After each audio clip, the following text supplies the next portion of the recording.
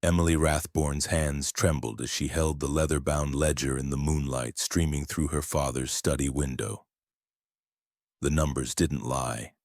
Column after column of transactions that should never have existed.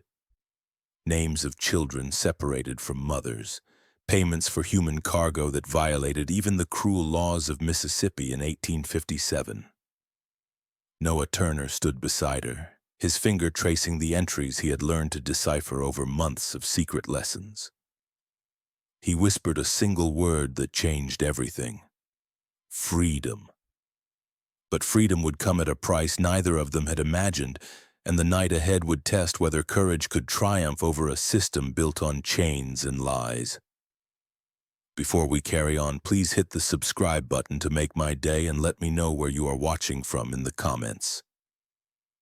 The August heat pressed down on Rathborne plantation like a suffocating blanket, making the air itself feel thick enough to chew. Emily stood on the second-floor balcony of the main house, watching as her father inspected the new arrivals in the courtyard below. 3 men and 1 woman, all shackled at the ankles, stood under the brutal afternoon sun while Marcus Rathborne walked around them with the practiced eye of someone evaluating livestock. Emily's stomach turned, but she couldn't look away. She had witnessed such scenes her entire life, yet something about this particular day felt different, as though the universe had shifted on its axis in some imperceptible but profound way. The journey that had brought Emily to this moment of awakening had been gradual, a slow erosion of the certainties she had been raised to accept. As a child, she had absorbed without question the explanations her father offered about the natural order of society, about how different people were suited to different stations in life, about the burden of responsibility that fell to those born to positions of authority.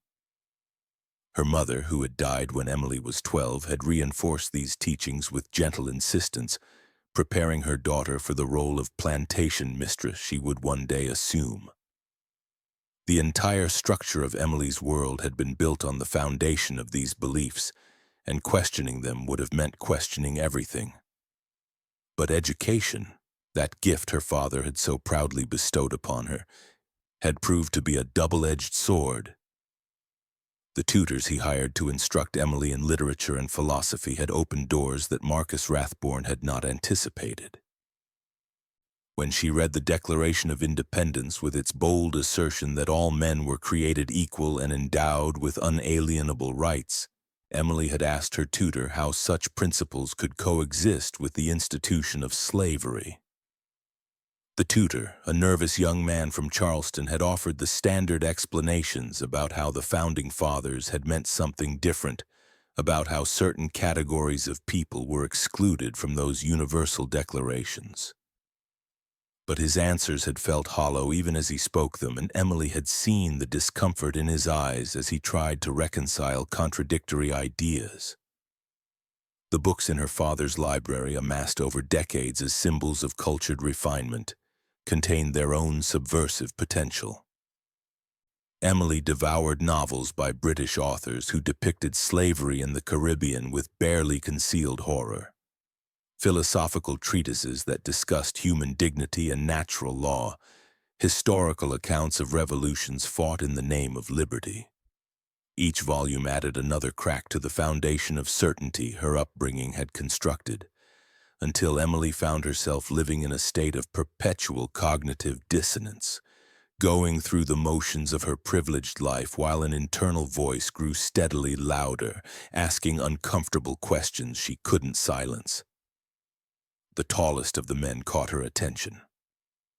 Unlike the others who kept their eyes downcast in practiced submission, this one met her father's gaze directly, neither defiant nor cowering, but with a strange calm that seemed out of place in such degrading circumstances. Even from her vantage point, Emily could see the intelligence burning behind his eyes, a sharp awareness that took in every detail of his surroundings. Her father seemed not to notice, or perhaps chose not to care, as he barked orders to his overseer about where each person should be assigned.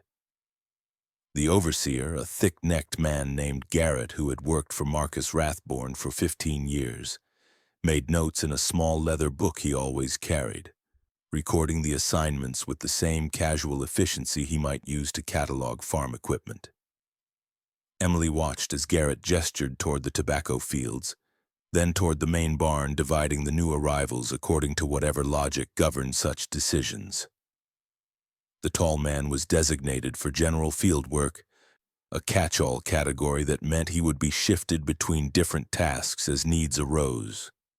It was neither the worst assignment nor the best, simply a placeholder until his capabilities and temperament could be properly assessed. What struck Emily most forcefully in that moment was not the cruelty of the scene. She had become almost numb to that through years of exposure, but rather the crushing ordinariness of it.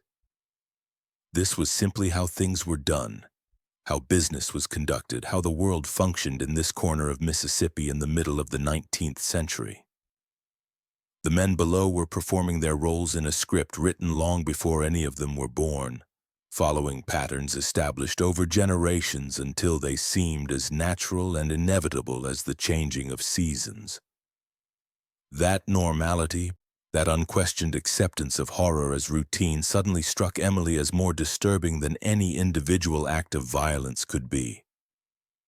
Emily turned away from the scene and retreated into her bedroom, a spacious chamber filled with the trappings of wealth that now felt like accusations. Silk curtains imported from France framed windows that overlooked land worked by people who owned nothing, not even themselves. Books lined shelves along one wall, volumes of poetry and philosophy and history that spoke of liberty and human dignity, words that rang hollow when she considered the source of the money that had purchased them.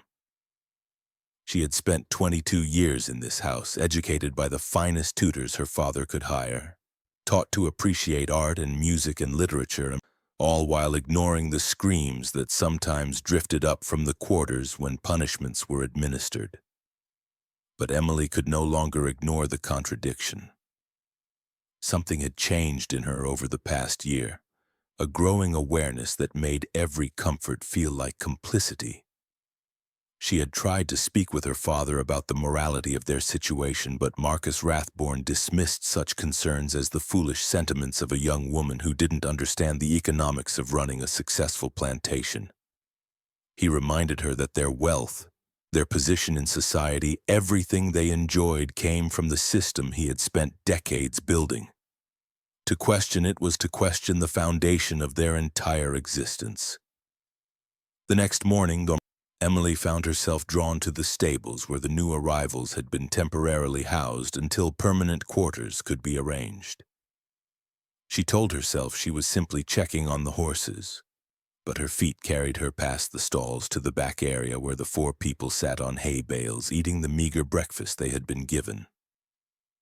The tall man looked up as she approached, and for a moment their eyes met.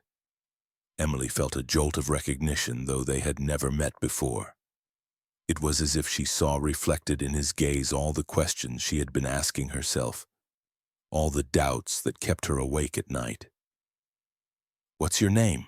she asked, her voice barely above a whisper, aware that even speaking directly to an enslaved person could be seen as inappropriate by the standards of her father's world. "Noah Turner, miss," he replied, his voice measured and careful. There was something in the way he spoke that suggested education, or at least exposure to educated speech, which seemed impossible given his circumstances. Emily glanced around nervously, ensuring they were still alone before continuing. "Where are you from?" The question felt inadequate, a feeble attempt to treat this man as a human being worthy of conversation rather than simply another piece of property her father had acquired. Noah hesitated, as if weighing how much truth he could afford to share. His eyes studied her face, perhaps trying to determine if this was genuine interest or some kind of test designed to reveal information that could be used against him later. Finally, he seemed to decide that honesty carried no more risk than evasion. "Virginia, originally. Been moved around some in the past few years." He didn't elaborate, and Emily sensed whole chapters of suffering compressed into those simple words. Virginia, Emily repeated, trying to imagine what his life might have been like in that other place, so far from this Mississippi plantation. What did you do there? The question was bold, perhaps too bold, but she found herself genuinely curious about this man who carried himself with such quiet dignity despite the chains that had recently bound his ankles. Noah's expression flickered with something that might have been surprise at her continued interest. Worked in a print shop, miss. Set type, operated the press, did some binding work. The owner, he needed someone with steady hands and a good memory for layouts. There was a trace of pride in his voice. Quickly suppressed but unmistakable, the pride of a craftsman discussing his trade. Emily felt her pulse quicken. A print shop meant exposure to words, to books, to the very tools of literacy that were so jealously guarded from enslaved people. Did you learn to read? The question was almost whispered, recognition of how dangerous such knowledge could be for someone in Noah's position. Noah's eyes met hers, and for a long moment he said nothing. Emily could almost see him calculating risks, deciding whether to trust this strange white woman who seemed so different from the harsh master who had just purchased him. Some, he finally admitted. The owner's son. He taught me letters when I was young before he understood it wasn't allowed. By the time folks noticed I could read, I was already too valuable to the business to punish for it. But I had to be careful. Never let anyone outside the shop know what I could do. The revelation hit Emily like a physical force.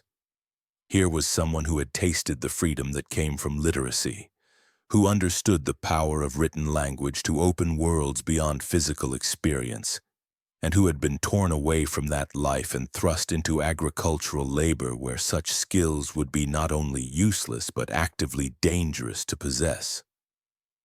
The waste of it, the sheer human waste, made her chest ache with an anger she didn't quite know how to process.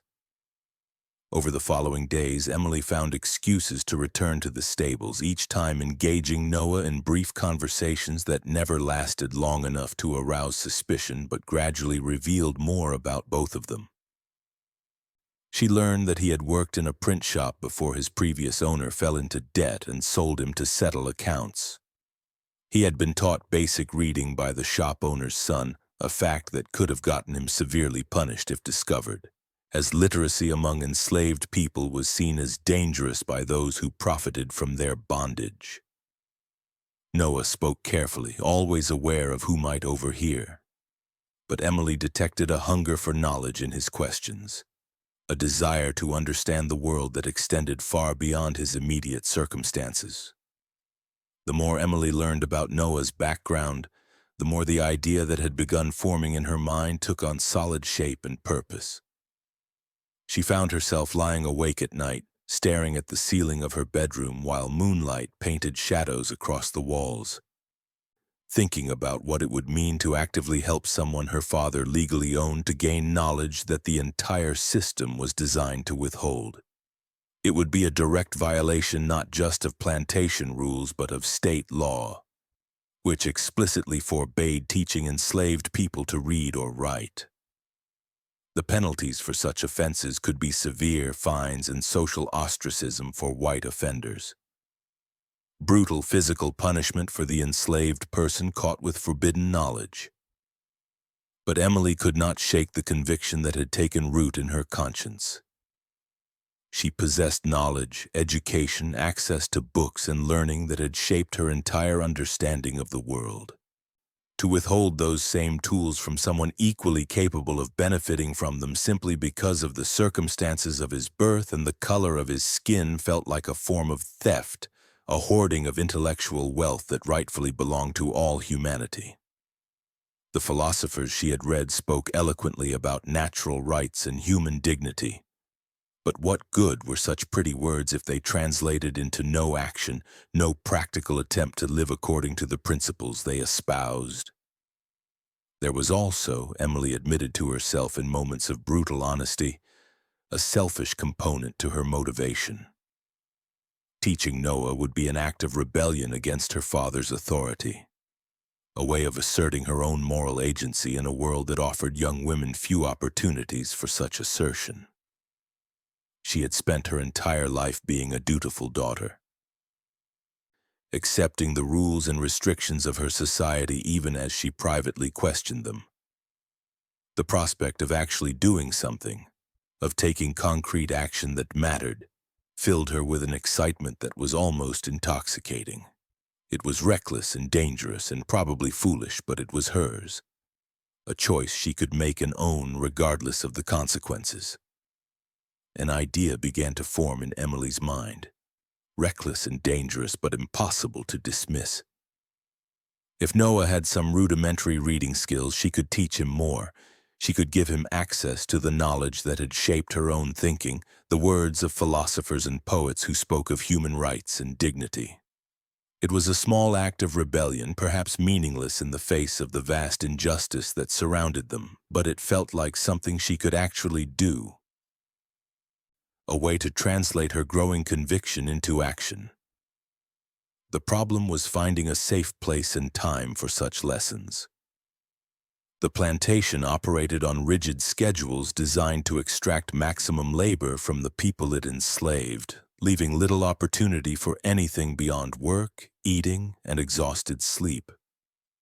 Emily's own days followed predictable patterns that made it difficult to slip away unnoticed. But she was her father's daughter, which meant certain privileges and freedoms that others in the household lacked. She could claim to be visiting the sick in the quarters or checking on supplies or any number of tasks that a plantation mistress might undertake.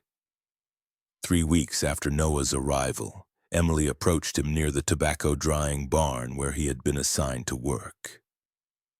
She waited until the overseer had moved to the far end of the property before speaking. "Can you meet me at the old smokehouse tonight after the bell?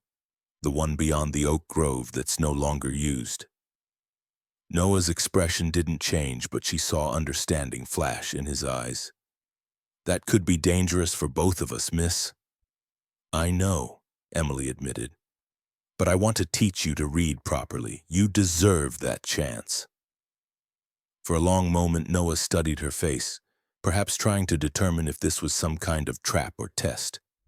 Finally, he nodded almost imperceptibly. "After the bell, then." That night, Emily waited in the abandoned smokehouse with a single candle and a primer she had used as a child. The structure stood far enough from both the main house and the quarters that they were unlikely to be disturbed. But every sound outside made her heart race with fear of discovery. When Noah appeared in the doorway, moving silently through the darkness, Emily felt a strange mixture of relief and terror at what they were about to do. They began with simple exercises, Noah proving that he already knew the alphabet and could sound out basic words. Emily quickly realized she could move faster than she had anticipated, introducing more complex concepts and vocabulary. Noah absorbed everything with an intensity that was almost frightening, as if he understood that this opportunity might never come again, and he needed to seize every morsel of knowledge offered. They worked for nearly 2 hours that first night until Emily reluctantly said they needed to stop before her absence was noticed. Over the next 3 months, they met almost every night in the smokehouse, and Noah's abilities grew rapidly. He progressed from simple readers to more advanced texts that Emily smuggled from her father's library. Books on history and geography that revealed a world far larger than the narrow confines of Rathborne plantation. Emily found herself learning alongside him, seeing familiar texts through new eyes as Noah asked questions that had never occurred to her. When they read about the American Revolution and its declarations of universal rights, Noah pointed out the obvious contradiction between those lofty words and the reality of his own existence. Emily had no answer, only the growing conviction that she was living on the wrong side of history. Their sessions developed a rhythm and depth that went beyond simple instruction. Noah proved to have a remarkable memory, able to recall passages verbatim after a single reading, and an analytical mind that dissected arguments with surgical precision. He questioned everything, never accepting statements simply because they appeared in print or because they came from acknowledged authorities. This critical approach sometimes made Emily uncomfortable, forcing her to defend positions she had always taken for granted. But it also sharpened her own thinking in ways that years of formal education had never achieved. One night in October, as they worked through a volume of essays by various political philosophers, Noah stopped reading mid-sentence and looked up at Emily with an expression of profound frustration. These men write beautifully about liberty and natural rights, about how all people possess inherent dignity that no government can rightfully violate. But they owned people, miss. The very same men who wrote these words owned human beings as property. How do you reconcile that? Emily had no good answer, could offer only the weak explanation she had heard from her tutors about historical context and evolving moral understanding. But Noah shook his head, rejecting such rationalizations. Either these principles are true or they're not. Either human dignity is inherent or it's conditional. You can't have it both ways. Can't write stirring declarations while keeping people in chains and then claim it's all just a matter of context. The force of his logic left Emily feeling exposed, stripped of the comfortable intellectual justifications she had used to manage her cognitive dissonance. Noah was right, of course. There was no coherent way to defend the contradiction at the heart of American ideals. The Founding Fathers had been either hypocrites or cowards, unwilling to follow their own principles to their logical conclusion because doing so would have required them to give up power and privilege. And Emily herself, she realized with painful clarity, was engaged in much the same evasion, teaching Noah to read while continuing to benefit from the system that enslaved him. "You're right," she said quietly, setting down the book they had been reading. "There's no defense for it. The principles are clear, and the failure to live up to them is inexcusable, including my own failure." Noah studied her face in the candlelight. "You're teaching me to read, miss. That's not nothing. That's more than most in your position would risk." "But it's not enough," Emily replied, feeling the inadequacy of her actions like a physical weight. "Teaching you changes nothing about the fundamental situation. You're still enslaved, still subject to my father's authority, still denied all the rights and freedoms that should be yours. A few hours of reading lessons doesn't alter that reality." "Maybe not," Noah agreed. "But knowledge is a form of power, miss. The more I understand about how this system works, about the laws and economics and social structures that support it, the better equipped I am to find weaknesses in it. Every book we read, every concept you help me grasp, adds to a foundation of understanding that could prove useful someday." But Noah wasn't content with just reading literature and philosophy. He began asking Emily about practical matters, about numbers and accounting, about how plantations operated from a business perspective. At first, Emily was puzzled by this direction, but she taught him basic mathematics and explained the principles of bookkeeping as she understood them. Her father had always insisted that women should understand estate management, even if they weren't expected to actually run such operations, so Emily had been given some education in financial matters. One night in late November, as the first real cold of winter seeped through the smokehouse walls, Noah asked a question that changed the nature of their relationship. "Your father keeps ledgers, doesn't he? Records of purchases and sales, crop yields, expenses?" Emily felt a chill that had nothing to do with the temperature. "Of course. Every planter does. Why do you ask?" Noah was quiet for a moment, choosing his words carefully. "I've been noticing things, miss. Numbers that don't quite add up. There's been talk in the quarters about people who arrived but aren't here anymore, families separated in ways that seem unusual. I'm wondering if there might be information in those ledgers that your father wouldn't want anyone to see." The implication was clear, and it terrified Emily. She had never considered looking through her father's private records, had simply assumed they contained the ordinary business of running a plantation, however morally repugnant that business might be. But Noah was suggesting something more sinister, illegal activities hidden within seemingly legitimate transactions. If he was right, and if they were discovered investigating such matters, the consequences would be catastrophic for both of them. "What exactly are you suggesting?" Emily asked, though she already knew the answer.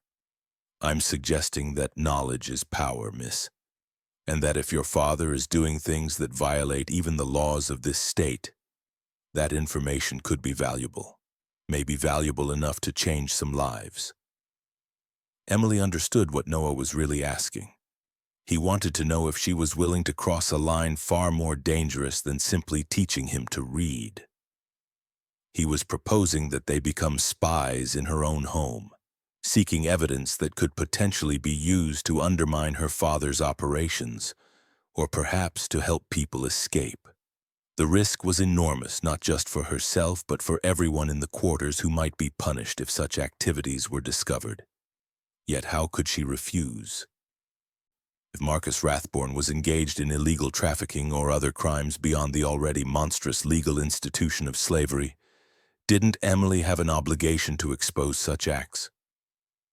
"My father's study is locked at night," Emily said slowly, feeling as if she were stepping off a cliff into darkness. "But I know where he keeps the key." 2 nights later, Emily found herself standing in her father's study long after midnight, Noah beside her, both of them frozen in terror at every creak of the old house settling. The ledgers lined a shelf behind the desk, bound in leather and labeled by year. Emily pulled down the current volume and the 3 preceding years, laying them on the desk where their single candle provided barely enough light to read by. Noah opened the first book and began scanning the entries with the speed of someone who now understood not just words, but the stories they told when arranged in columns and rows. What they found was worse than Emily had imagined. The surface transactions seemed normal enough. Records of cotton and tobacco sales, purchases of equipment and supplies, wages paid to the few white overseers and workers. But Noah's finger stopped on certain entries that appeared at irregular intervals, coded transactions that used abbreviations and unusual terminology. When they cross-referenced these entries with dates and events Noah remembered, a pattern emerged that made Emily feel physically ill. Her father was engaged in illegal slave trading, purchasing people in violation of the federal law that had banned the international importation of enslaved people since 1808. The coded entries disguised payments to smugglers who brought people directly from Africa or the Caribbean, bypassing legal channels and documentation. Even worse were records of children purchased separately from their parents, transactions that violated even Mississippi's own weak protections against family separation. Marcus Rathborne was buying young children because they were cheaper and could be trained to plantation work more easily than adults who might remember freedom. Emily sat down heavily in her father's chair, overwhelmed by the scope of his crimes. She had known her family's wealth came from an evil system, but she had told herself that at least they operated within the law, that her father was no worse than thousands of other planters who had inherited this way of life.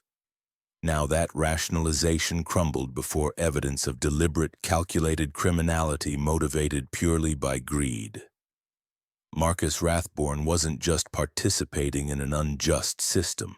He was one of its most ruthless practitioners, willing to violate even the minimal legal protections that existed to maximize his profits. The ledger entries painted a picture of systematic cruelty that went beyond even the ordinary horrors of slavery. One set of transactions documented the purchase of a woman named Sarah and her 3-year-old daughter, followed 2 weeks later by an entry recording the sale of just the child to a planter in Louisiana. The profit margin on that sale was substantial, suggesting that Marcus had always intended to separate mother and child, had purchased them together only to immediately resell the child at a higher price. Emily thought about what that meant in human terms, the agony of a mother watching her child torn away. The terror of a small child suddenly alone among strangers, and she felt bile rise in her throat. Another section of the ledger detailed arrangements with a man named Hawkins who operated out of Mobile, facilitating the importation of people directly from Cuba where they had been brought from Africa. The transactions used coded language referring to special merchandise and private acquisitions, but the amounts involved and the dates corresponding to new arrivals at the plantation made the meaning clear. Marcus was paying premium prices for these illegal imports. People who had no documentation and whose disappearance would never be officially recorded, making them effectively invisible and therefore more vulnerable than even those enslaved through legal channels. Emily ran her finger down a column of figures that documented these illegal purchases over the past 4 years, calculating in her head the total amount of money involved.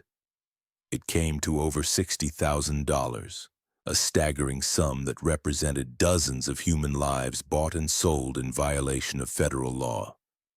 The risk her father was taking was enormous. If these transactions ever came to light, he could face criminal prosecution and financial ruin. Yet he had continued the practice year after year, driven by greed and the apparent belief that his social position would protect him from consequences. "There's more," Noah said quietly, pointing to another section of the ledger. These entries recorded debts and obligations, money owed to various creditors and business partners. The amounts were staggering, suggesting that despite the appearance of wealth, the Rathborne estate was deeply in financial trouble. Marcus owed money to banks in New Orleans and Memphis, to cotton factors in Charleston, to dozens of individuals who had extended credit based on projected crop yields that hadn't materialized.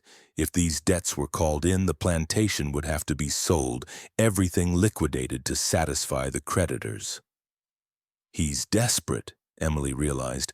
That's why the illegal trading. He's trying to maintain the appearance of prosperity while actually drowning in debt. Noah nodded. And that makes him even more dangerous. A desperate man will do anything to protect his secrets.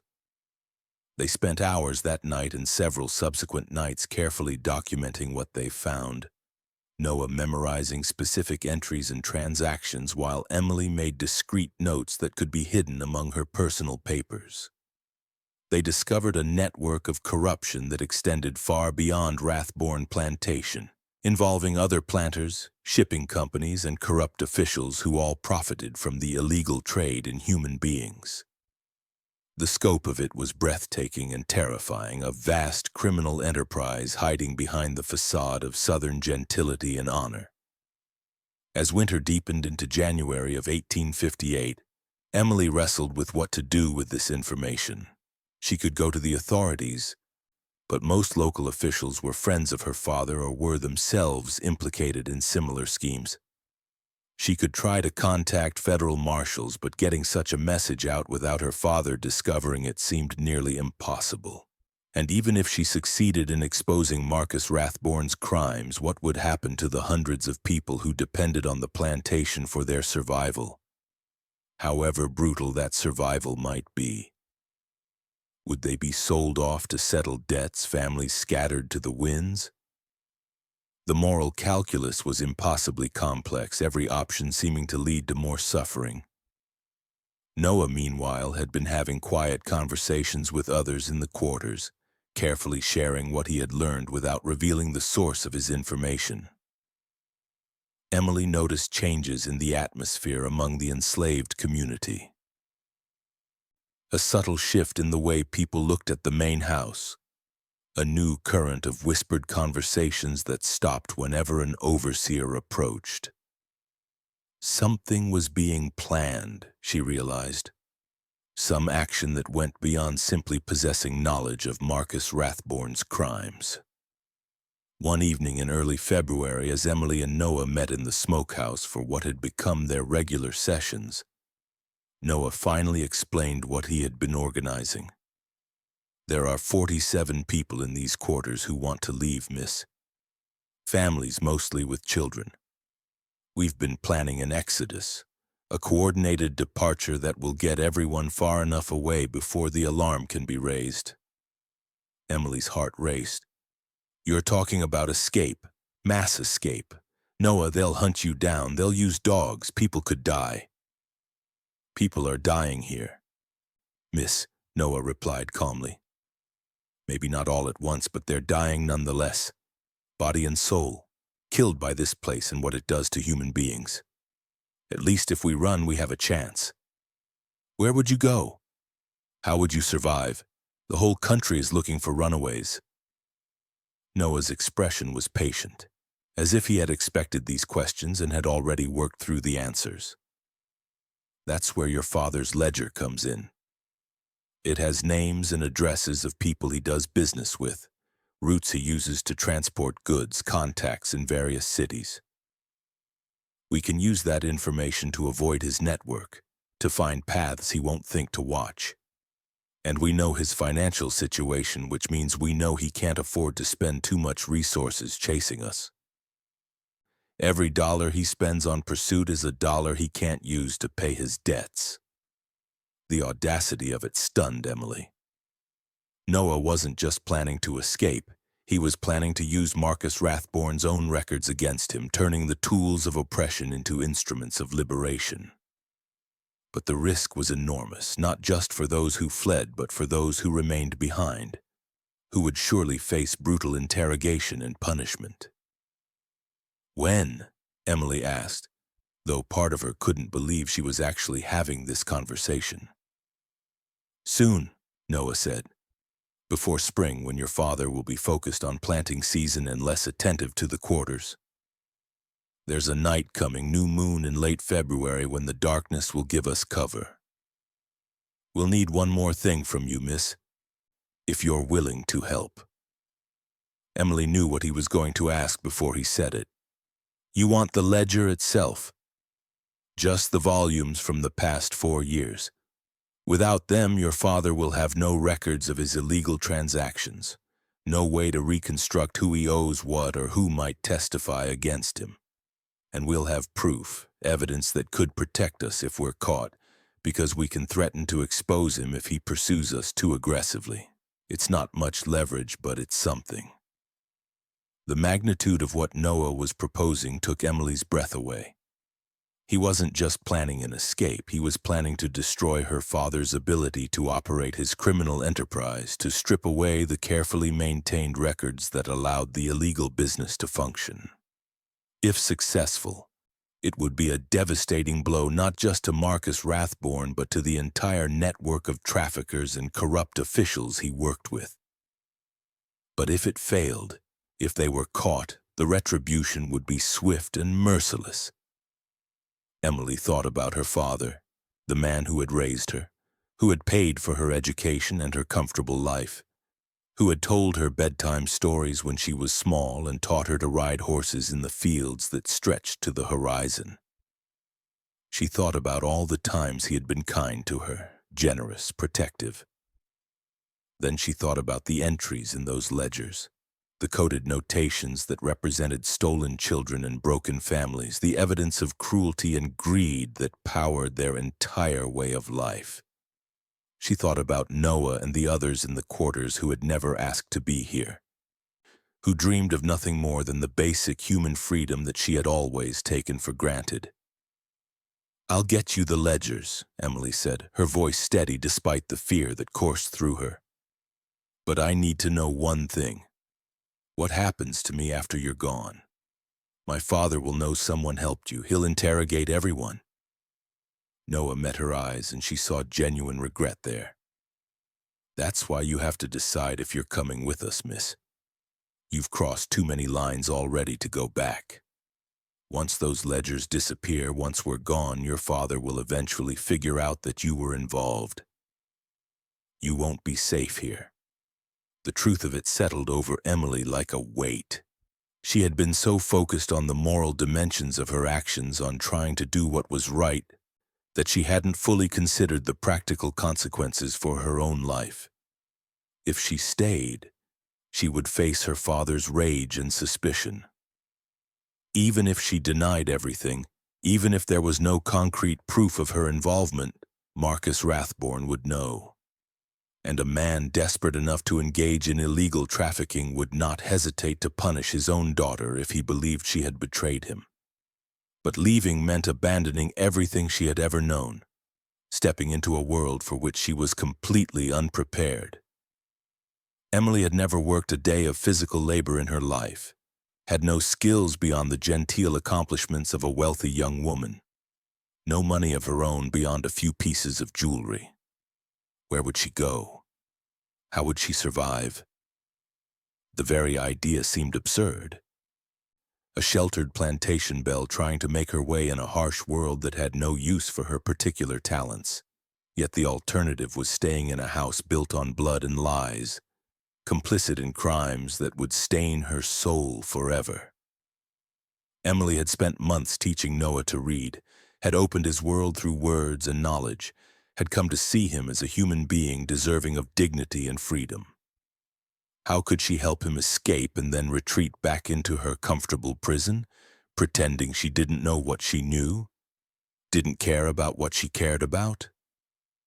The hypocrisy would be unbearable, a betrayal of everything she had come to believe. Over the next 3 weeks, Emily prepared for a departure she could barely comprehend. She gathered what money she could without arousing suspicion, selling small pieces of jewelry to a dealer in the nearest town and hiding the proceeds in her room. She sewed simple traveling clothes, sturdy garments so unlike her usual dresses that she barely recognized herself when she tried them on. She wrote letters to distant cousins in Ohio, people she barely knew but who had expressed abolitionist sympathies in their occasional correspondence, hoping they might offer shelter if she could reach them. Everything was done in secret, in stolen moments when she was supposedly reading or resting, always with the fear that her father would notice something amiss. Marcus Rathborne had become increasingly agitated as winter wore on, spending long hours in his study poring over financial documents and writing urgent letters to his creditors. Emily heard him arguing with his overseer about ways to increase productivity, to squeeze more profit from the land and the people who worked it. He seemed to sense that time was running out, that his precarious financial situation couldn't be maintained much longer. The pressure made him short-tempered and suspicious, watching everyone in the household with narrowed eyes as if expecting betrayal. One evening in mid-February, Marcus called Emily into his study for a conversation that made her blood run cold. "I've noticed you've been spending time near the quarters," he said without preamble, his tone conversational but his eyes hard. "The overseer mentioned seeing you near the old smokehouse on several occasions." Emily forced herself to remain calm to meet her father's gaze without flinching. "I've been checking on the sick, Father, and sometimes I just need to walk to get away from the house. Is there something wrong with that?" "Depends on why you're walking and who you're walking near," Marcus replied.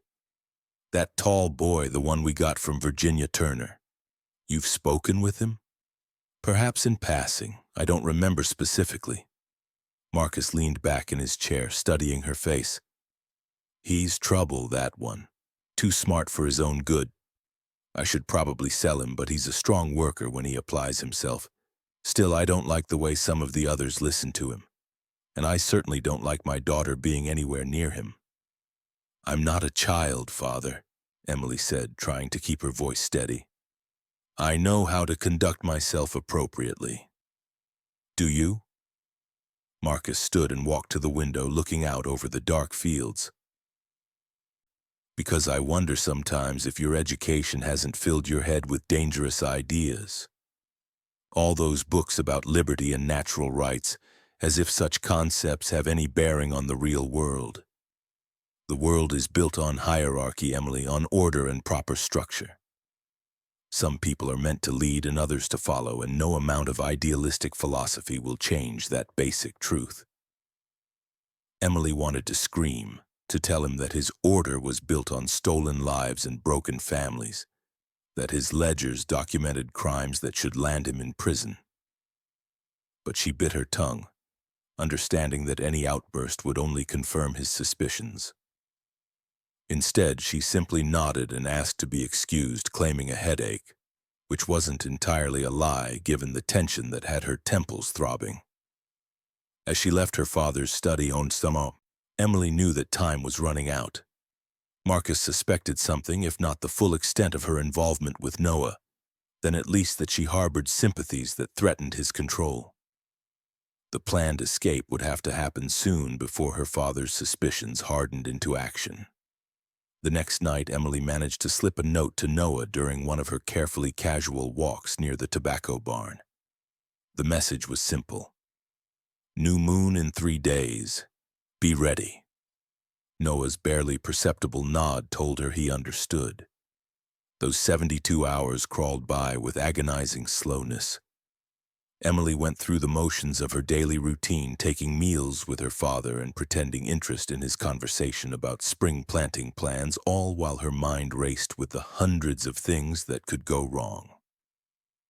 She had hidden the small bag containing her traveling clothes and money under her bed, waiting for the moment when she would need to grab it and run. The ledgers were the biggest challenge, heavy volumes that she couldn't remove from the study without being noticed. She would have to wait until the actual night of the escape, taking them at the last possible moment to minimize the risk of discovery. The new moon rose on a Friday night, or rather didn't rise, leaving the sky dark as ink and the plantation shrouded in shadows. Emily waited in her room until well past midnight, listening to the sounds of the house settling, waiting until she was certain her father was asleep. When she finally crept down the stairs, every board seemed to creak with ear-splitting volume, though logic told her the sounds were no louder than usual.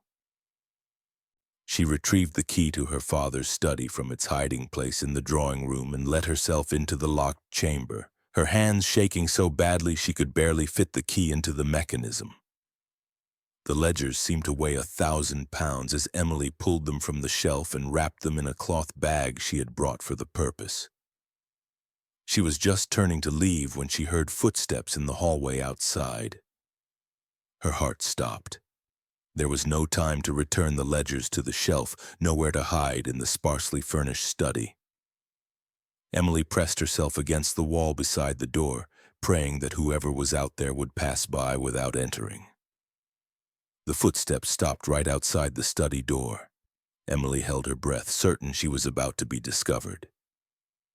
Then Marcus Rathborne's voice came through the wood, speaking to someone else. I tell you, something isn't right. I can feel it. Double the night watch on the quarters. I want every person accounted for until morning. Emily's blood turned to ice. Somehow her father had sensed that something was happening tonight. Whether through some instinct born of paranoia or whether someone had talked, she didn't know. But the doubled watch would make the planned escape nearly impossible. She had to warn Noah, had to get word to him that the plan was compromised. But first she had to get out of this study without being caught. She waited until the voices faded and the footsteps retreated down the hallway, then eased open the door and peered out. The corridor was empty. Moving as silently as possible, Emily made her way back to her room and hid the ledgers under her bed along with her travel bag. Then she changed out of her nightgown and into the dark traveling clothes, laced up sturdy boots and prepared to leave her childhood home forever. Getting out of the house proved surprisingly easy, as everyone's attention was focused on the quarters rather than on the main house itself. Emily slipped out through a side door and made her way through the gardens to the oak grove beyond, then circled around toward the area where she knew Noah and the others would be gathering. Her heart pounded so hard she thought it might burst from her chest. But she forced herself to keep moving, to focus on the immediate task of warning Noah about the increased security. She found him near the old smokehouse, surrounded by nearly 50 people of all ages, from infants in their mother's arms to elderly grandparents who had decided they would rather die free than live one more day in bondage. The group was packed with bundles of belongings ready to depart, but Noah's face was grim as Emily approached. "I know," he said before she could speak. "We saw the additional guards being posted. Someone must have informed your father, or he guessed." "What are you going to do?" Emily asked, looking at all the hopeful, frightened faces surrounding them. Noah was quiet for a moment, then made a decision that Emily saw transform his entire bearing. "We're going anyway. The guards are focused on preventing escape, which means they're watching the roads and the main paths. But there's another way through the swamp to the east. It's dangerous, but it's not watched because everyone thinks it's impassable. We'll have to move fast, and we can't take everything we plan to carry, but we can make it." "The swamp is 3 miles of water moccasins and quicksand," Emily protested. "People could drown in there, especially in the dark." "And if we stay, we'll drown anyway," Noah replied. "Just slower. At least this way we have a chance." Emily looked at the gathered families, saw the determination on their faces, and understood that they had already made their choice. They had decided that risk of death was preferable to the certainty of continued bondage. Who was she to argue with that calculation? Instead, she reached out and handed Noah the cloth bag containing the ledgers. "Everything you need is in there," she said. 4 years of records, every illegal transaction, every name and address. Use it wisely." Noah took the bag, its weight settling on his shoulder like a physical manifestation of the power it represented. "Are you coming with us, miss?" Emily looked back at the main house, silhouetted against the dark sky, then at the path leading into the swamp that would probably kill at least some of them before morning. Everything in her privileged upbringing screamed at her to go back, to claim ignorance if the theft of the ledgers was discovered, to retreat into the safety of her father's protection. But she knew that safety was an illusion, that she had crossed too many lines to ever go back, that the person she had become over these months of teaching and learning and growing could not coexist with the person her father wanted her to be. "No," she said finally. "I'll stay. Someone needs to delay pursuit when they discover you're gone, to misdirect and buy you time. I can do that in ways none of you could. And besides," she smiled sadly, "I'd only slow you down in that swamp. I've never waded through anything more challenging than a garden pond." Noah studied her face, seeming to understand all the unspoken reasons behind her decision. "You'll be punished, miss.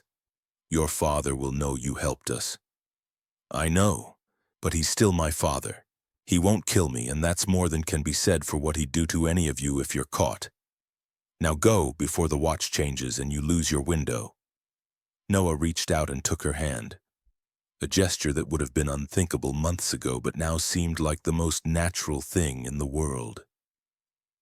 "Thank you, Miss Emily, for everything you taught me and everything you tried to teach yourself. Maybe someday we'll meet again in a world where people like us can have conversations without risk." "Maybe," Emily agreed, though she doubted it.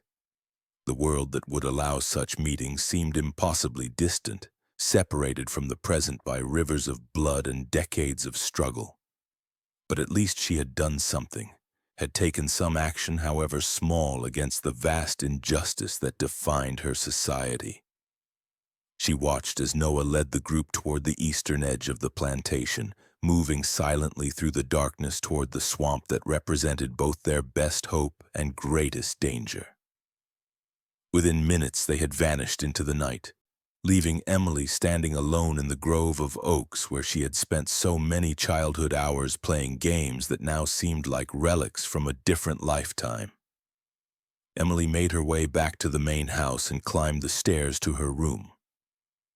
She stripped off the traveling clothes and packed them away, then lay down on her bed still fully dressed, staring at the ceiling and waiting for dawn and the reckoning that would come with it. She didn't have to wait long. The alarm was raised just before sunrise when the overseer made his morning count and discovered that nearly 1/3 of the plantation's enslaved population had vanished overnight. The roar that erupted from Marcus Rathborne's throat when he received the news could be heard throughout the house.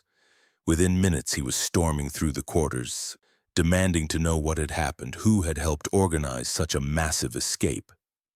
The remaining people claimed ignorance, insisted they had noticed nothing unusual, but their eyes held a light that suggested they knew exactly what had happened and were glad of it.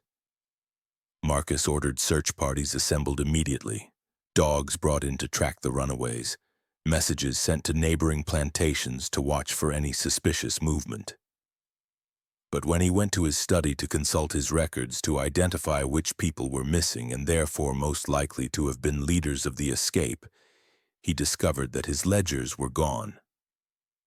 The shelf where they should have been held only empty space, and Marcus Rathborne understood with sickening certainty that this was not a simple escape but a calculated strike against everything he had built. He called the entire household together, white and black alike, and conducted an interrogation that lasted for hours. Emily maintained her innocence, claimed she had noticed nothing unusual, expressed shock and horror that such a thing could have happened right under their noses. But her father's eyes kept returning to her throughout the questioning, suspicion written clearly on his face. It was 2 days later that Marcus finally confronted Emily directly in her room. "You did this," he said without preamble, his voice deadly quiet. "You helped them escape and you took my ledgers. Don't bother denying it, I know it was you." Emily met his gaze steadily. "If I had done such a thing, Father, would you turn me over to the authorities? Would you have your own daughter prosecuted for theft and aiding runaway slaves?" Marcus stared at her for a long moment, and Emily saw a parade of emotions cross his face. Rage, betrayal, calculation, and finally a cold determination that was more frightening than any display of temper. "No," he said finally, "because that would require admitting what was in those ledgers, and I can't afford that kind of scrutiny right now. But you're going to tell me where they went, which direction they took, so I can recover my property." "I don't know where they went," Emily said, which was technically true. She didn't know the specific route through the swamp or where they planned to go afterward. "And even if I did, I wouldn't tell you." Her father's hand shot out and grabbed her arm hard enough to bruise. "You ungrateful little fool. Do you have any idea what you've done? Without those records, I can't prove what I'm owed, can't collect on debts, can't maintain my relationships with business partners who depend on documentation of our transactions. You've destroyed years of work, compromised an entire network of trade and commerce." "You mean illegal trade," Emily said, pulling her arm free. "You mean trafficking in stolen people and separated families. I read those ledgers, Father. I know exactly what kind of business you've been conducting, and it makes me sick that I ever benefited from it." Marcus took a step back, something like shock registering on his face. "You read them. You understood what they contained. Every entry, every transaction, every child purchased away from their mother, every person smuggled in violation of federal law. All of it. And now it's gone. And I hope whoever has those ledgers uses them to bring down you and everyone else involved in such horrors." For a moment, Emily thought her father might actually strike her, his face purple with rage and his hands clenched into fists. But then he seemed to regain control, the fury draining away to be replaced by something colder and more dangerous. "You're no longer my daughter," he said, his voice flat and emotionless. "You'll leave this house within the week. I'll arrange for you to be sent to your aunt in Mobile, and from there you can make your own way in the world, since you're so determined to reject everything I've given you." Emily nodded, having expected no less. "I'll pack my things." Over the next 6 days, Emily prepared to leave the only home she had ever known. She said goodbye to the few enslaved people who remained, seeing a mixture of fear and hope in their eyes. Understanding that her departure was seen as both the end of any protection she might have offered, and also as proof that the world could change, that even the master's daughter could choose a different path. She packed the few belongings she was allowed to take, mostly clothes and a handful of books that Marcus grudgingly permitted her to keep.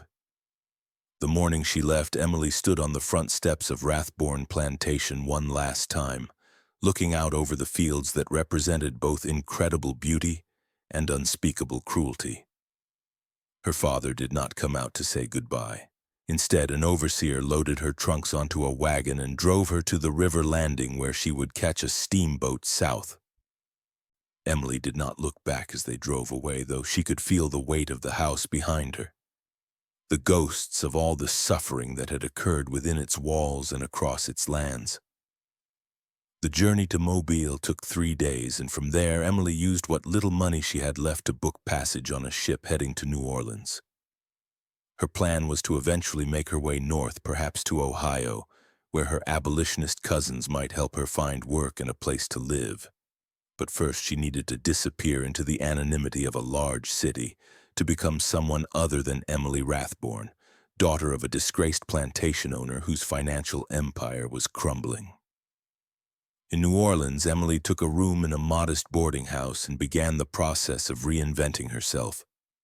The boarding house stood in the French Quarter, a 3-story building with peeling paint and narrow hallways that smelled of cooking oil and old wood.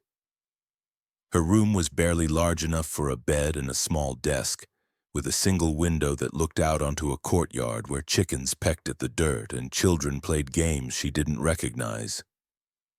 It was a world away from the spacious chambers of Rathborne plantation, and Emily felt the weight of that distance every morning when she woke to the sounds of the city instead of birdsong and the distant voices of field workers.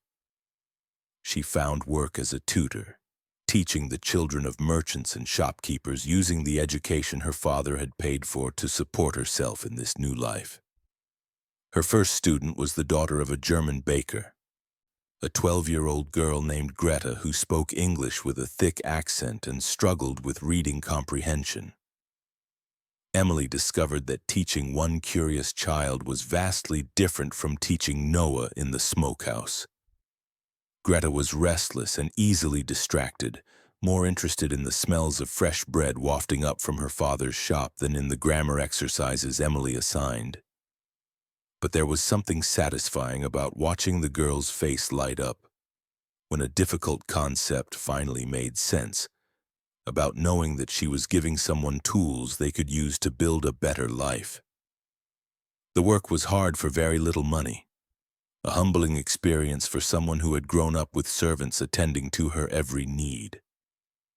Emily's hands, which had never done anything more strenuous than embroidery, developed calluses from carrying her own water and washing her own clothes. She learned to mend her dresses when they tore, to make a single chicken last for 3 days of meals, to count every penny because there were no more pennies coming unless she earned them herself.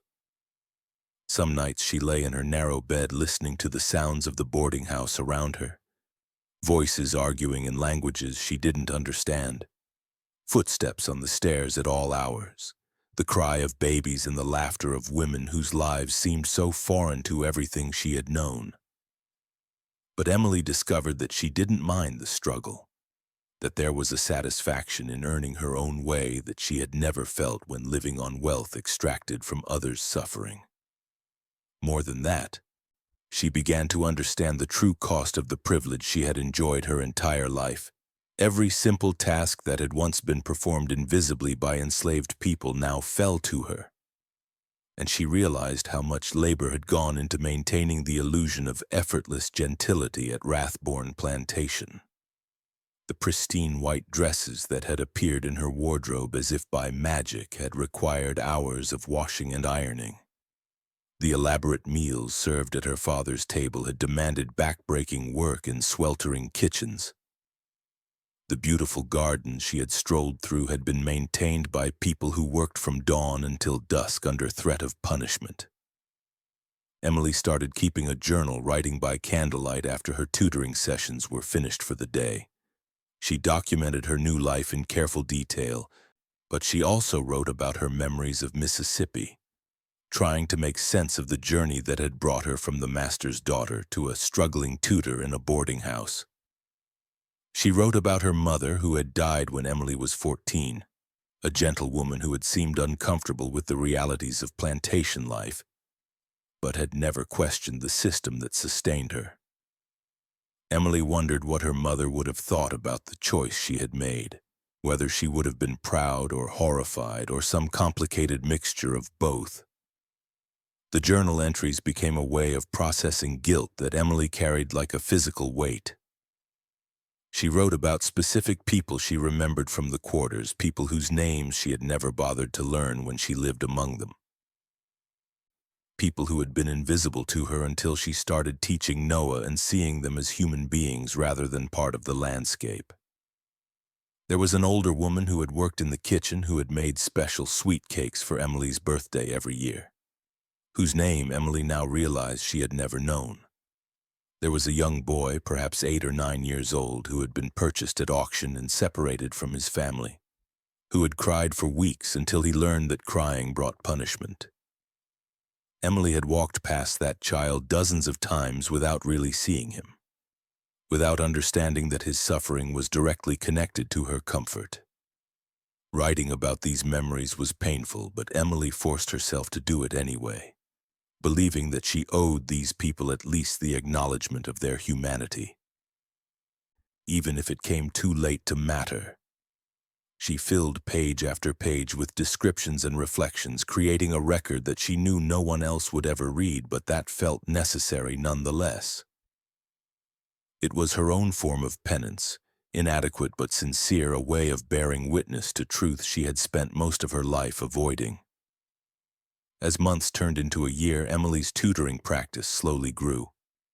Word spread among the merchant families that she was an effective teacher, patient and knowledgeable, capable of working with children who struggled as well as those who excelled. She took on more students, sometimes teaching 5 or 6 in a single day, moving from home to home across the city with her small collection of books and teaching materials. The work exhausted her, but it also gave her a sense of purpose that had been missing from her life at the plantation, where her days had been filled with trivial pursuits designed to fill time rather than accomplish anything meaningful. She made a few tentative friendships among the other residents of the boarding house, though she was careful never to reveal too much about her background. There was a seamstress named Marguerite who occupied the room next to hers, a woman from Haiti who had come to New Orleans seeking work and a fresh start after personal tragedies Emily sensed but never asked about. They would sometimes share meals in the courtyard, trading stories that were carefully edited to avoid dangerous revelations. Marguerite taught Emily how to make her money stretch further, which shops had the best prices, which landlords could be bargained with, and which demanded payment to the penny. Through Marguerite, Emily began to understand the complex social landscape of New Orleans, a city that operated by different rules than the rigid hierarchies of plantation Mississippi. Here, free people of color formed their own communities, some of them quite prosperous, creating a middle ground that didn't exist in the rural areas Emily had come from. There were schools for black children, churches where integrated congregations gathered, neighborhoods where people of different backgrounds lived side by side in arrangements that would have been unthinkable in the world she had left behind.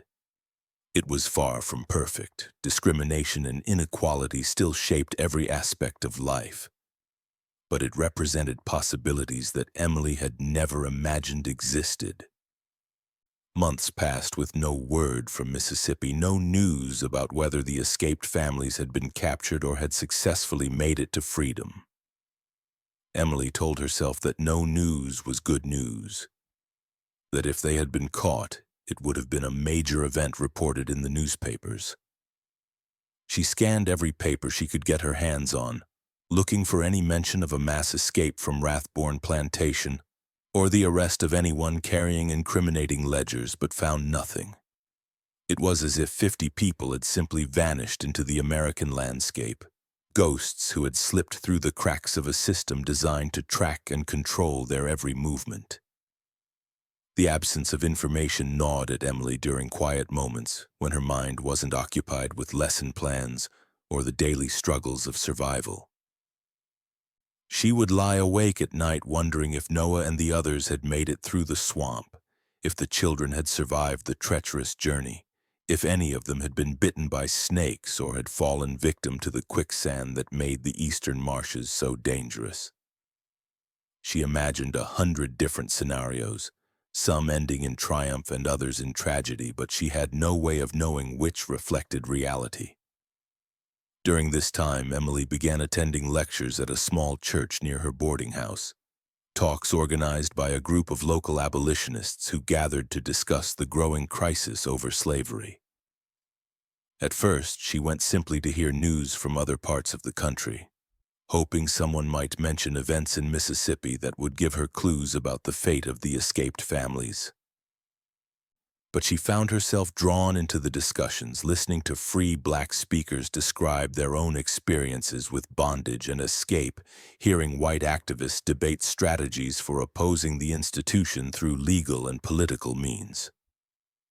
One speaker in particular made a profound impression on Emily. His name was Frederick Douglass, a man who had escaped slavery in Maryland and had become a powerful voice for abolition through his writings and speeches. Emily sat in the back of the church hall, transfixed, as Douglass spoke about the importance of education in his own journey to freedom, how learning to read had opened his eyes to the injustice of his condition and given him tools to fight against it. She heard echoes of her own experience with Noah in Douglass's words, the recognition that knowledge was indeed a form of power, that literacy could be a weapon against oppression. After the lecture, Emily worked up the courage to approach Douglass as he was gathering his papers. She introduced herself using the false name she had adopted in New Orleans and asked him what someone like her could do to contribute to the cause of abolition. Douglass studied her face for a moment, and Emily had the unsettling feeling that he could see through her careful disguise, that he recognized the marks of privilege and guilt that she tried so hard to hide. "Teach," he said simply. "If you have education, share it. Every person who learns to read becomes harder to control, harder to deceive. And if you have means, use them to support the work of those who are fighting this evil system. But most importantly," he leaned forward, his voice intense, "never forget that this struggle is not about charity or benevolence. It's about recognizing the fundamental humanity of people who have been systematically dehumanized. Keep that truth at the center of everything you do." Emily carried those words with her as she continued her work, trying to apply them not just to her tutoring but to every interaction she had in her new life. She began volunteering at a small school that had been established for free black children, offering her services one afternoon a week without pay. The school operated in the back room of a church with minimal supplies and a handful of dedicated teachers who worked miracles with almost no resources. Emily was humbled by the intelligence and determination of the students, children who came to class after working all morning to help support their families, who treasured every book and every lesson because they understood how precious education was. It was in this school that Emily met a young woman named Sarah, whose story bore haunting similarities to Noah's. Sarah was 19, born free in Louisiana, but always aware that her freedom was precarious, subject to laws and customs that could strip it away on the slightest pretext. She had taught herself to read using discarded newspapers and had dreams of becoming a teacher herself, of opening a school that would serve the children of formerly enslaved people who were slowly building lives in the city. Emily and Sarah became friends, bonding over their shared love of books and their commitment to education as a tool for social change. Through Sarah, Emily learned things about slavery that she had never understood despite growing up surrounded by it. She learned about the constant fear that dominated the lives of free black people, the knowledge that they could be kidnapped and sold south at any moment if they couldn't produce papers proving their free status. She learned about the creative resistance that occurred every day, small acts of defiance and preservation of culture that the enslaved engaged in despite the risks.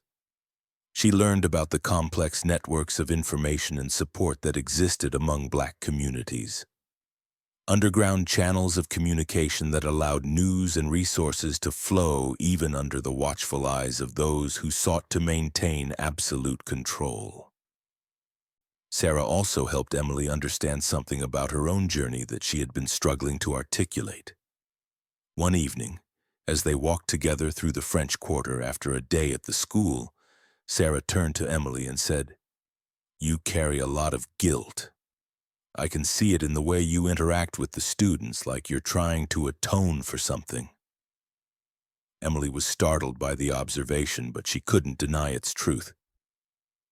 "I was born into a system that caused tremendous suffering," she said carefully, still not revealing the full extent of her background.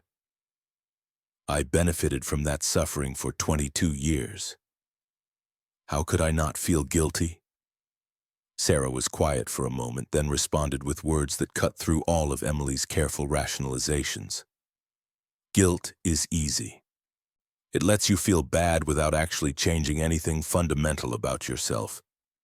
The question is whether you can move beyond guilt to something more useful, to a commitment to justice that isn't about making yourself feel better, but about actually fighting for a different world."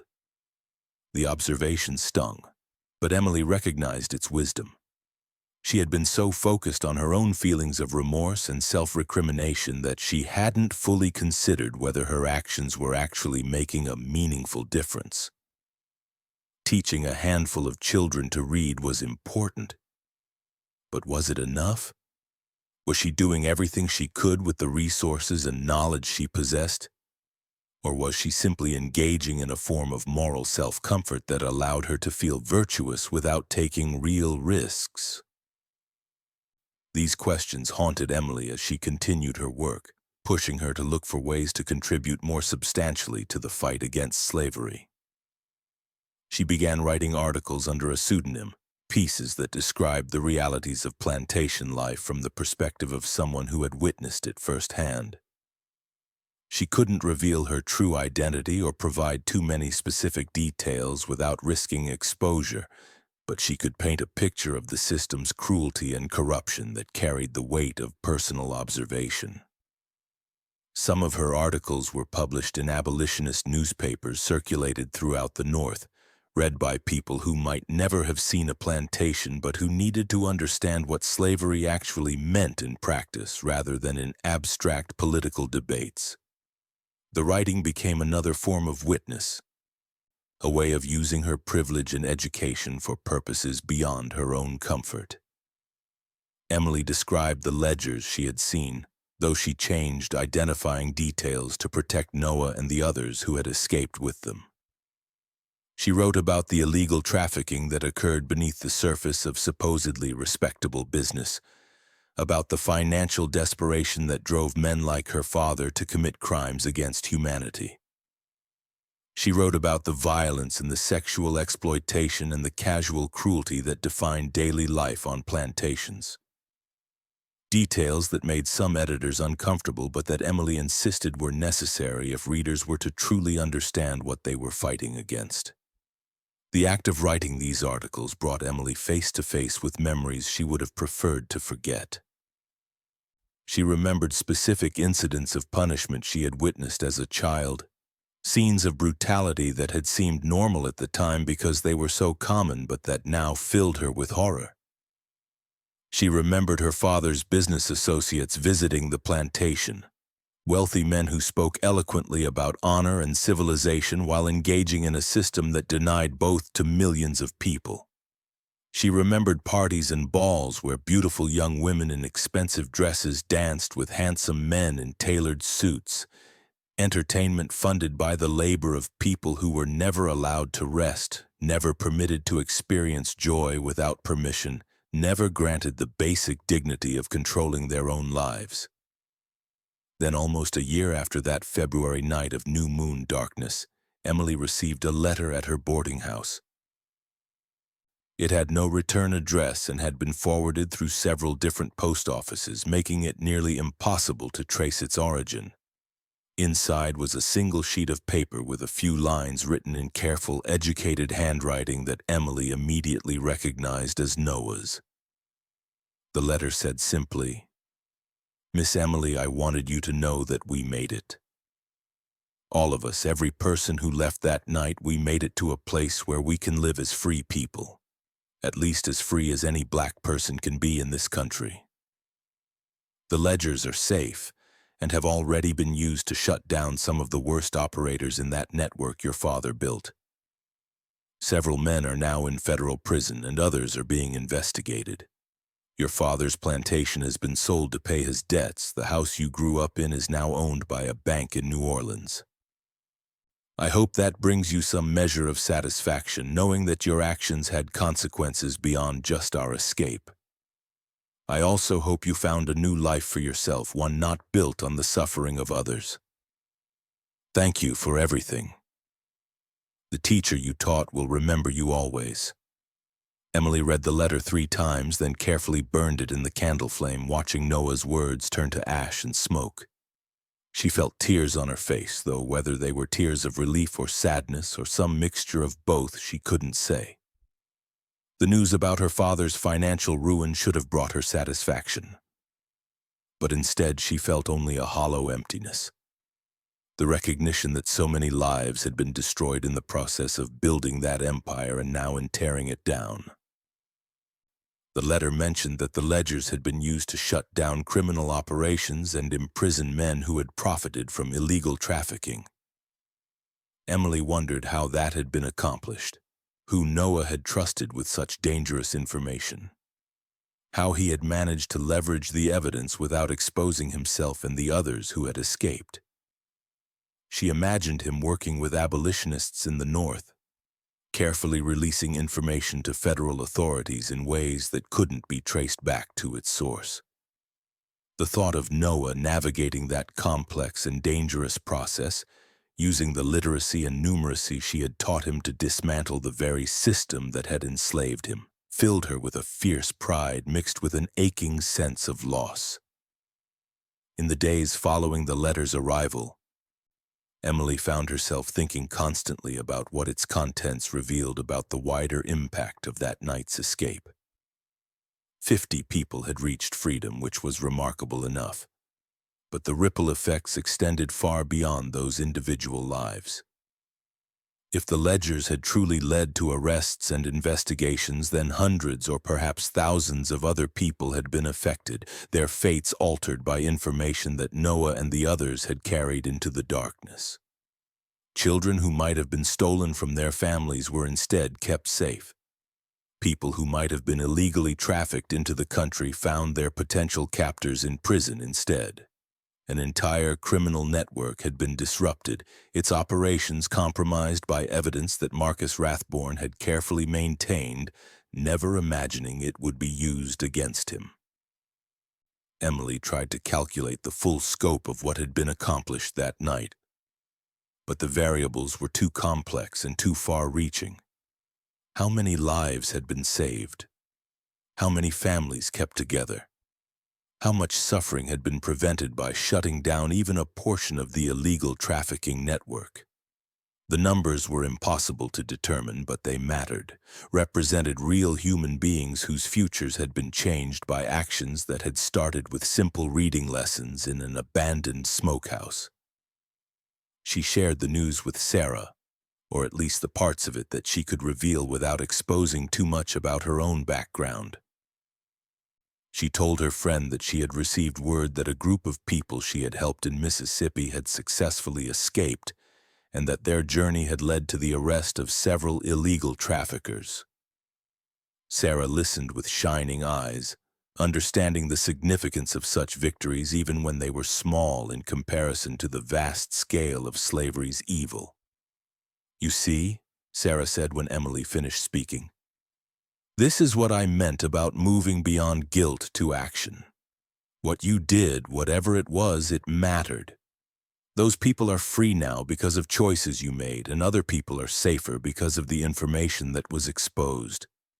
That's real change, Emily. That's what we're fighting for." But Emily couldn't fully embrace the satisfaction that Sarah seemed to think she deserved. Yes, 50 people had escaped and a criminal network had been disrupted, but millions remained in bondage. Yes, her father's plantation had been sold and his financial empire destroyed, but the institution of slavery remained intact, supported by laws and customs and economic interests far more powerful than one ruined planter.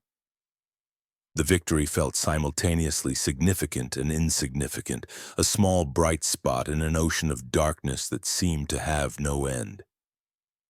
As the months continued to pass, Emily followed the escalating political crisis over slavery with growing alarm. The Kansas-Nebraska Act had opened new territories to potential slavery expansion, leading to violence and chaos as pro-slavery and anti-slavery forces battled for control. The Dred Scott decision by the Supreme Court had declared that black people had no rights that white people were bound to respect, a legal pronouncement that seemed to close off any possibility of change through constitutional means. John Brown's raid on Harper's Ferry, though ultimately unsuccessful, demonstrated that some abolitionists were willing to use violence to fight against the institution, raising the specter of armed conflict between North and South. Emily attended meetings and lectures where these events were debated with increasing passion and decreasing civility. She listened to speakers who argued that slavery would die a natural death if simply contained to states where it already existed, and to others who insisted that the institution had to be actively fought and destroyed regardless of the cost. She heard predictions of war, of the country splitting apart over the question of whether human beings could be property. And she understood that her own small acts of resistance were drops in a bucket compared to the cataclysm that seemed to be approaching. In the spring of 1860, Emily received another piece of news from Mississippi, this time through a former business associate of her father's, who happened to be in New Orleans on commercial matters. Marcus Rathborne had died, the man told her, killed in an accident when his horse threw him during a ride through what remained of his former property. He had been living in a small house in town after the plantation was sold, working as a clerk for a cotton factor, a humiliating descent for a man who had once been among the wealthiest planters in the state. The associate seemed to think Emily would want to know, perhaps even want to return for the funeral, but she politely declined, saying she had made a new life in Louisiana and preferred to leave the past behind. After the man left, Emily sat alone in her room trying to process her feelings about her father's death. She should feel something, she thought, grief or regret, or at least some emotional response to the loss of the man who had raised her.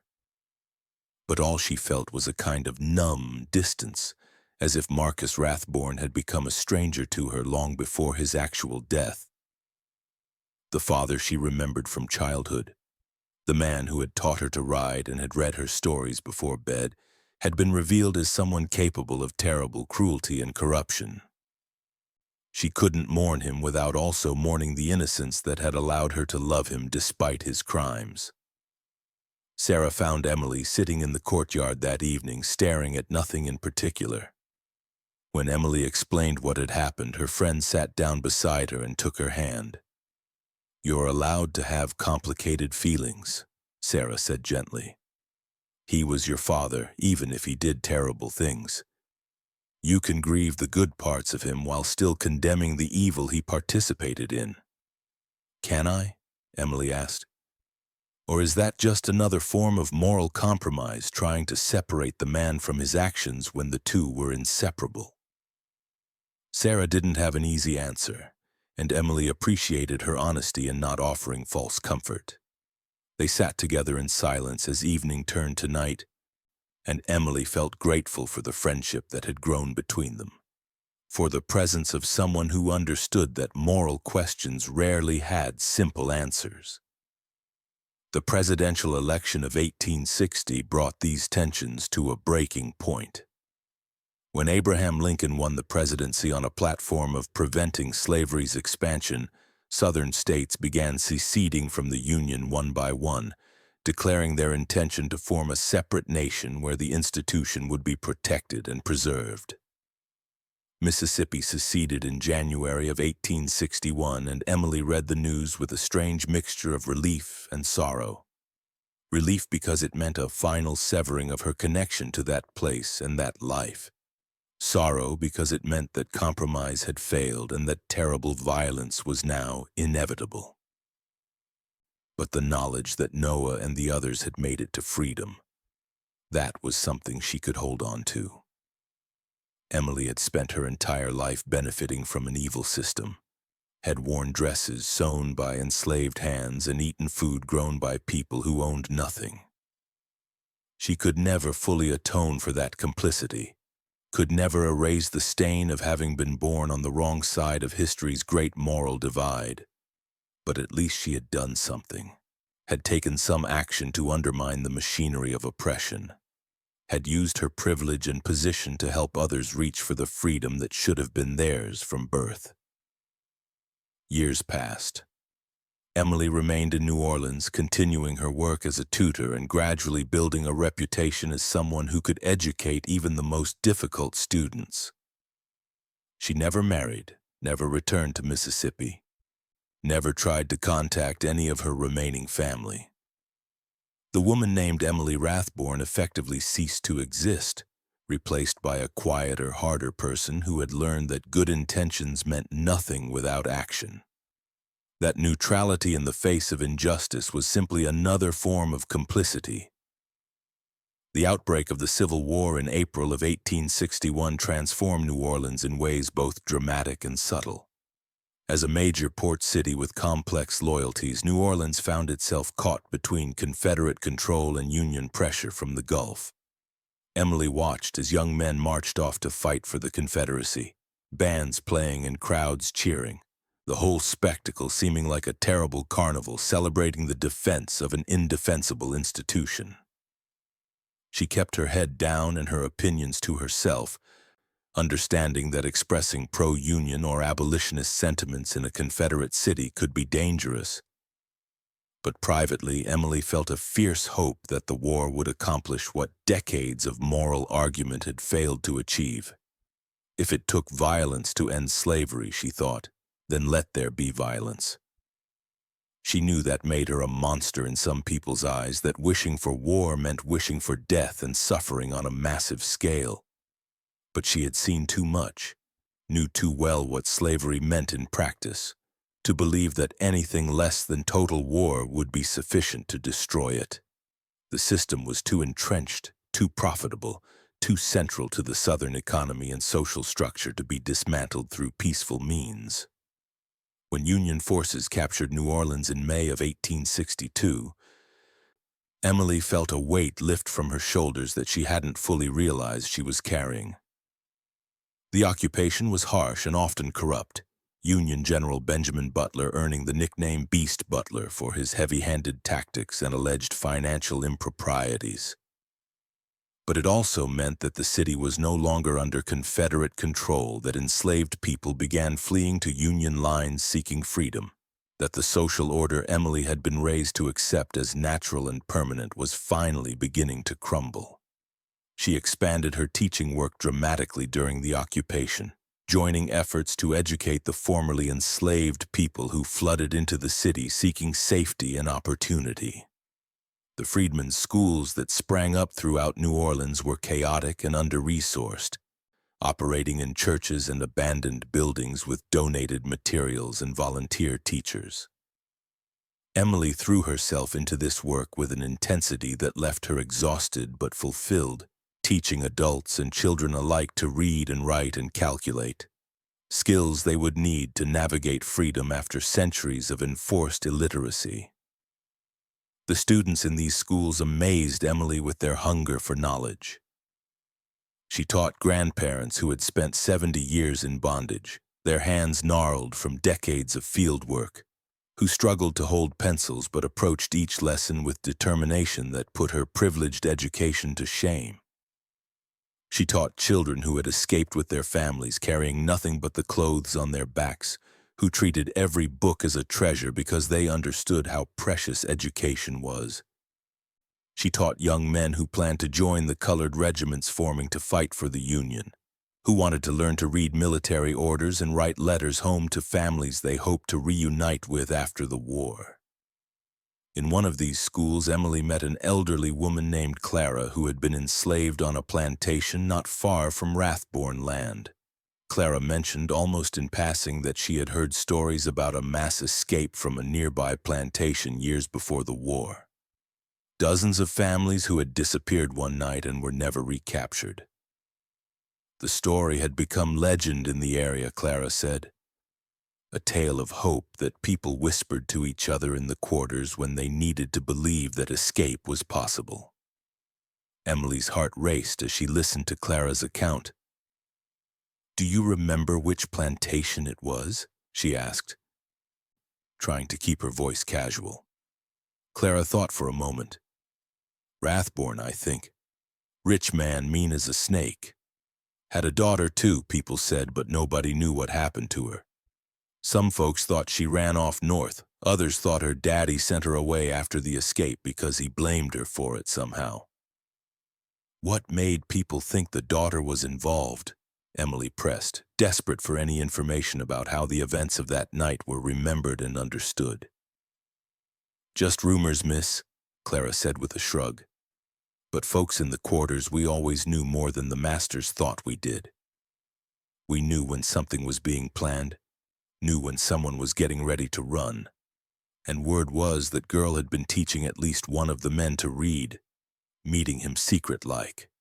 That's dangerous knowledge, reading is. Changes how a person sees the world." Emily felt tears prickling her eyes but forced them back. And the man who could read, the one the girl supposedly taught. Did anyone ever hear what happened to him? Clara smiled, an expression that transformed her weathered face. "Oh, he's doing just fine, last I heard. Living up north somewhere, teaching others what he learned. Made it all the way to Canada, the story goes, took a whole group of families with him. They say he's got those old plantation ledgers somewhere safe, holding on to them in case anyone ever tries to say the escape was illegal, or that the people who ran should be returned. Evidence, you see, of crimes worse than running away." The conversation left Emily shaken, but also strangely comforted. Noah was alive, was free, was teaching others and keeping the ledgers safe as leverage and proof. The story of the escape had become part of the collective memory of enslaved communities, a tale of successful resistance that gave hope to others still fighting for freedom. Emily's role in it had been distorted in the telling, elevated to something more dramatic than the reality. But the essential truth remained. Education had been a tool of liberation, and one night of courage had rippled out to touch hundreds of lives. As the war ground on through 1863 and 64, Emily continued her teaching work while following news from the various battlefronts with anxious attention. She read about the formation of the United States colored troops, regiments of black soldiers who fought with distinction despite facing discrimination and lower pay than their white counterparts. She wondered if Noah was among them, if he had taken up arms to help destroy the system that had held him captive. The thought both thrilled and terrified her.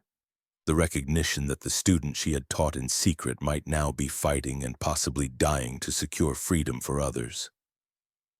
The Emancipation Proclamation, when it was issued on January 1st of 1863, felt simultaneously monumental and insufficient. It freed enslaved people in rebel states, but not in border states that had remained loyal to the Union, a political compromise that Emily understood but resented. Still, it represented a fundamental shift in the war's purpose, transforming the conflict from a fight to preserve the Union into a crusade to end slavery. Emily attended celebrations in the freedmen's community when news of the proclamation reached New Orleans, watching people weep and pray and sing hymns of thanksgiving. She stood at the edge of the crowd, not wanting to intrude on a moment that belonged to them, but feeling grateful to witness such profound joy after so much suffering. She followed the news of the growing tensions between North and South, watched as the arguments over slavery evolved from political debate to armed conflict.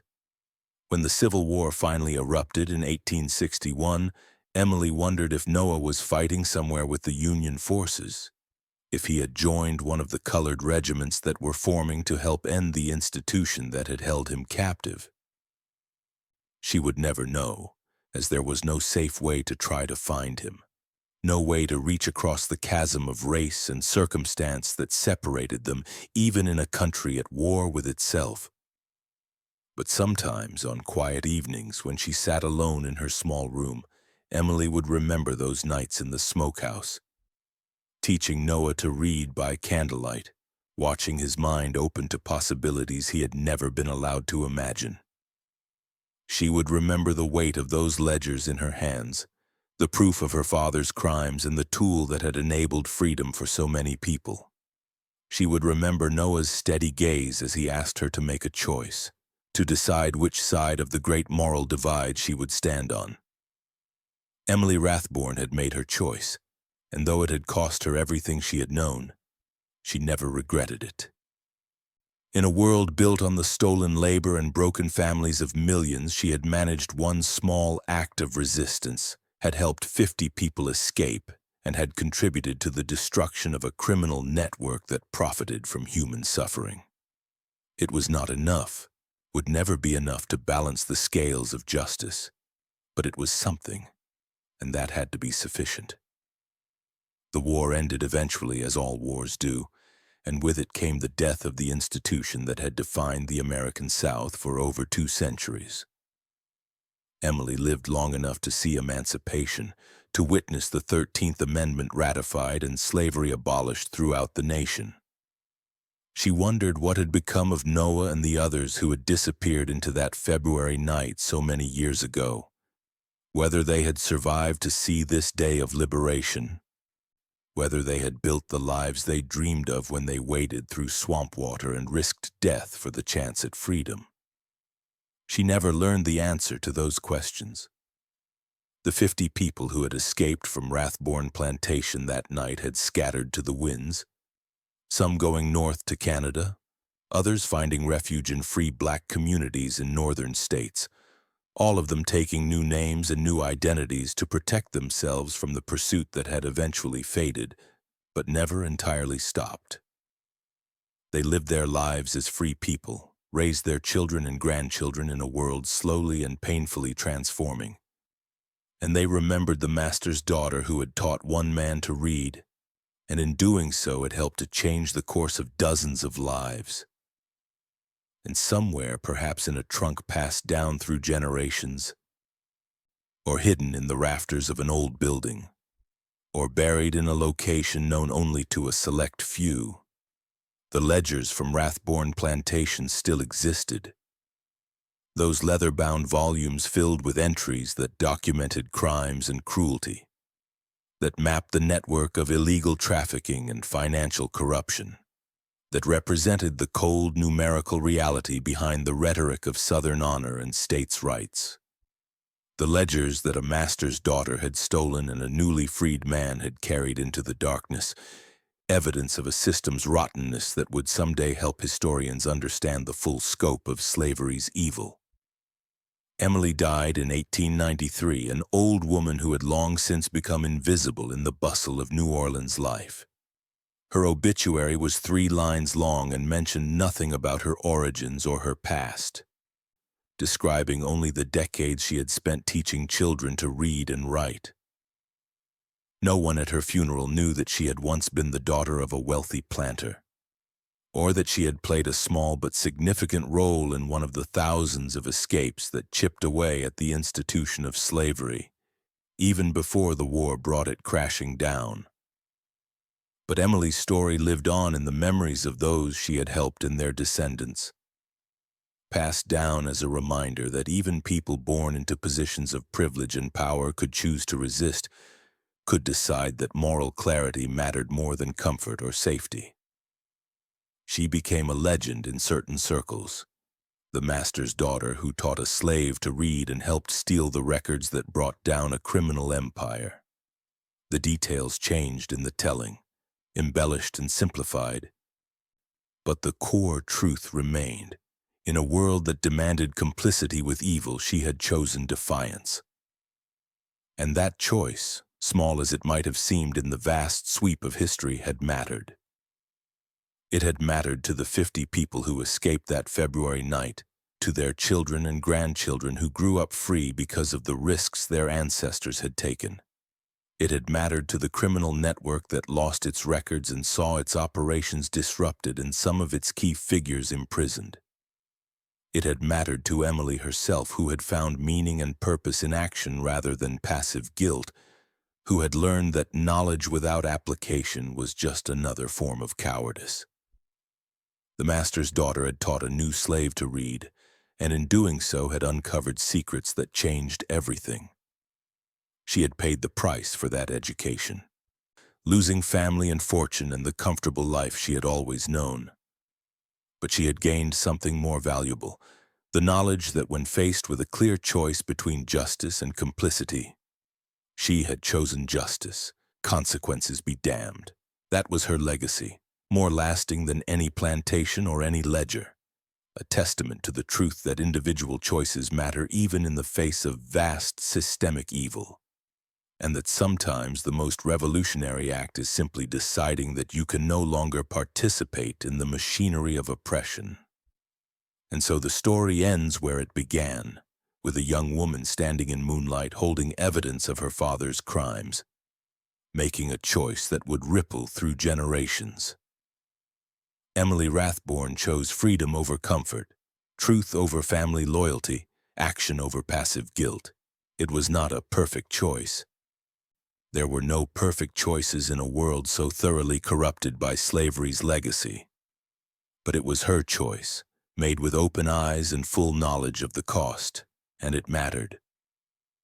In the end, that's all any of us can hope for. To recognize the moments when choice is possible, to have the courage to act on our convictions, and to accept the consequences of standing on the right side of history, even when that side offers no guarantees of safety or success. Emily Rathborne did that, and in doing so, she proved that even those born into evil systems can find ways to resist, to undermine, to help others reach for freedom. That lesson remains as vital today as it was in 1858, a reminder that the struggle for justice is never finished and that each generation must decide anew what they will stand for and what they will no longer tolerate. Emily made her choice. The question that remains is, what choice will we make when our own moment comes?